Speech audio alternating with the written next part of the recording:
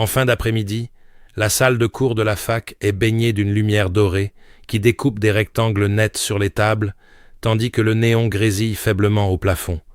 Sophie, 25 ans, cheveux relevés à la va-vite et veste en cuir posée sur le dossier de sa chaise, fixe son professeur d'anglais, David, un Britannique aux manches retroussées qui scribouille au tableau en parlant vite. Son cœur bat trop fort chaque fois qu'il se tourne vers elle et lance d'un ton léger. « Sophie, can you give me an example ?» Elle sursaute légèrement avant de répondre dans un anglais presque parfait. Ses doigts serrent son stylo au point de lui blanchir les jointures, tandis qu'en fond, on entend les pages qu'on tourne et les chuchotements des autres étudiants, noyés par la cadence de la craie qui grince sur le tableau. Quand la cloche retentit, un son strident qui fend le bourdonnement ambiant, elle reste assise une seconde de trop, le regard accroché à son sourire fatigué, comme si la fin du cours venait de couper net sa seule bouffée d'adrénaline de la journée. Dehors, à la sortie de l'université, le ciel de début de soirée est chargé de nuages lourds, et le vent fait claquer les affiches sur les murs, tandis que les étudiants se dispersent en petits groupes bruyants. Sophie attend à l'angle de la porte vitrée, sac en bandoulière collé contre elle, guettant David qui descend les marches en réajustant son manteau sombre et son sac de cours. Elle profite d'un instant où le flot se calme pour l'aborder, la voix un peu trop vive. « Excusez-moi, David, I mean, Mr. Collins, j'avais une question sur l'exposé. » Il se fige une demi-seconde, surpris, puis sourit avec chaleur. « Sure, walk with me, I'm late already », accélérant le pas vers la grille en fer. Elle trottine à côté de lui, esquivant de justesse un cycliste qui déboule en jurant, et ses nerfs vibrent comme si chaque pas à ses côtés était une course contre la montre avant qu'il ne disparaisse dans le flot de la ville. Quelques minutes plus tard, sous l'abribus battu par une pluie fine qui claque contre la plaque de plexiglas, le lampadaire jaune jette une lumière sale sur les visages pressés qui consultent leur téléphone. Sophie, trempée, attend le bus en serrant son téléphone dans sa main, l'écran affichant le mail de David lui proposant un rendez-vous pour préparer son projet. « We can meet tomorrow at 7 p.m., café du Pont-Neuf ».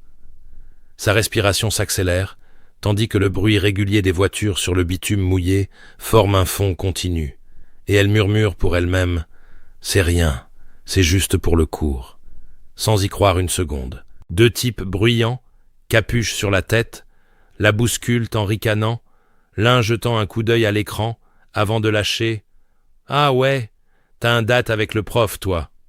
Elle se redresse, le regard dur, répond d'un ton sec « Ça te regarde pas ?» Et la tension monte un instant, leurs épaules se heurtant, avant que l'arrivée du bus dans un crissement de frein ne disperse tout le monde dans une cohue électrique. Le lendemain soir, le café du Pont-Neuf est bondé, saturé d'odeurs de café brûlant et de bière, des conversations en français et en anglais, se mélangeant dans un brouhaha continu sous les lampes suspendues. Sophie, assise à une petite table près de la vitre embuée, triture la anse de sa tasse en regardant la pluie ruisseler dehors, comme des traces lumineuses. David arrive en retard, manteau dégoulinant, essoufflé. « Sorry, the metro was a nightmare », dit-il en retirant son écharpe, un sourire désarmant aux lèvres. Quand il sort ses notes et son ordinateur, le ton devient studieux, mais chaque fois que leurs mains se frôlent, en échangeant un stylo ou une feuille, elle sent une décharge courir jusqu'à sa nuque, et ses yeux reviennent sans cesse à la courbe de sa bouche quand il prononce son prénom. « You're really good, Sophie. You could easily study abroad », lance-t-il en la regardant droit dans les yeux.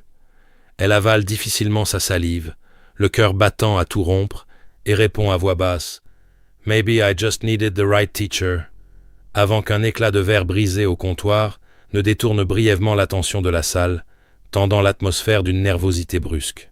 Plus tard dans la soirée, à l'extérieur du café, la rue étroite et sombre et luisante, seulement éclairée par quelques enseignes néons qui clignotent, projetant des reflets tremblants sur les pavés. Sophie et David marchent côte à côte, un silence chargé entre eux, leurs pas résonnant dans l'air humide, quand un vrombissement brutal de scooter les coupe, suivi de deux silhouettes casquées qui jaillissent de l'ombre. L'un agrippe violemment le sac de Sophie en grognant « Donne ça !» l'attirant en arrière, tandis que l'autre s'interpose devant David en brandissant un couteau qui luit sous la lumière rose du néon. Le choc la fait perdre l'équilibre, son épaule heurtant le mur, mais elle lâche un juron sec, attrape la sangle et tire d'un coup, le sac restant coincé entre eux. La colère et l'adrénaline montent en elle comme une flamme.